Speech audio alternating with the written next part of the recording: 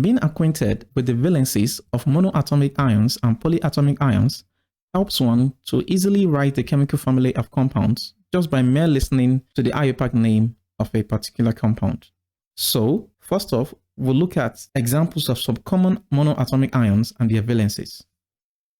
Firstly, we look at hydrogen, the first element, which has an ion H+, and of course the valency is 1.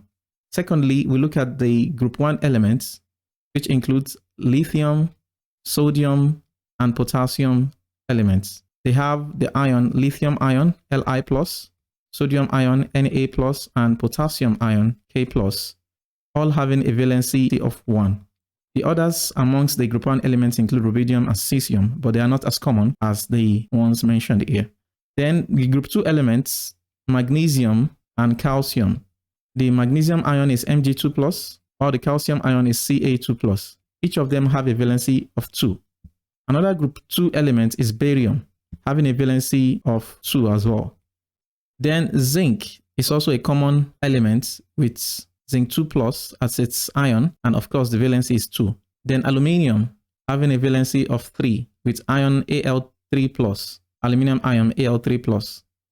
Silver has the silver ion Ag+, and a valency of 1. Now we can also look at some elements that have variable valencies.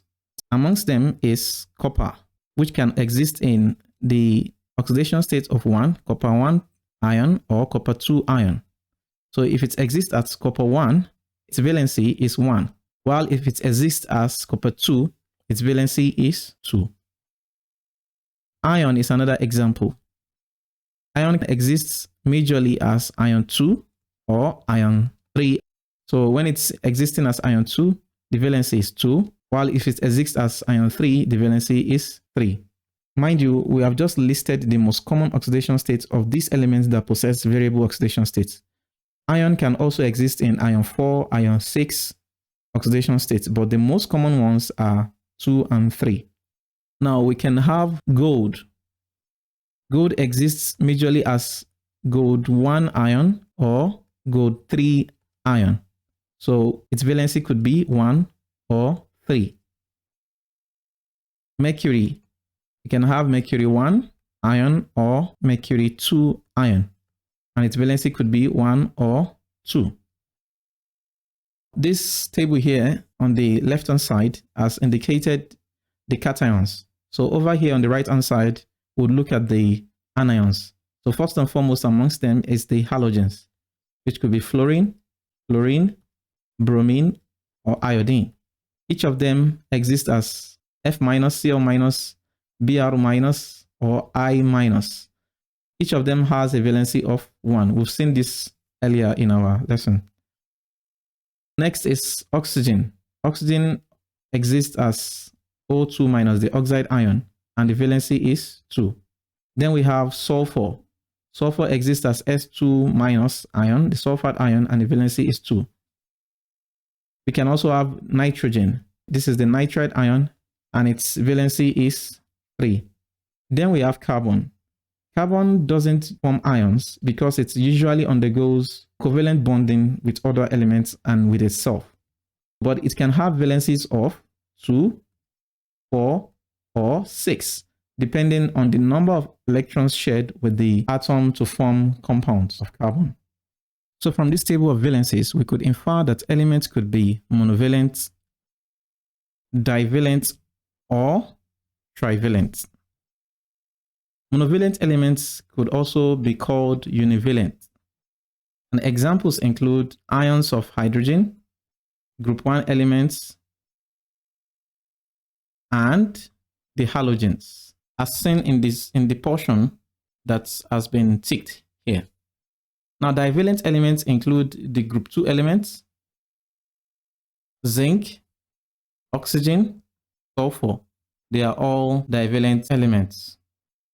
Then trivalent elements include aluminium, ion in the ion 3 states, nitrogen, and so on. Another inference that could be made from this table is that elements with variable valency gives them the ability of forming different compounds with the same element during chemical combination. For example, Ion, depending on its oxidation state, can combine with oxygen to form two different compounds. If it is ion 2, it reacts with oxygen to give ion 2 oxide, while if it is ion 3, it reacts with oxygen to give ion 3 oxide. So though the same element, ion, is combining with the oxygen, but it is forming different compounds, ion 2 and ion 3. This is due to variable valencies. Moving on to the polyatomic ions. Here is a table showing commonly encountered polyatomic ions. We can see from this table that the polyatomic anions far outnumber the polyatomic cations. So in this table, we have the formula, the common name of the ions, the IUPAC name, the charge, the valency, and the examples of compounds of such ions. You are strongly advised to be conversant with the formula and names of the ions in this table, as a fingertip knowledge of these is crucial to not just writing the formula of inorganic compounds, but also mastering the basics of chemistry.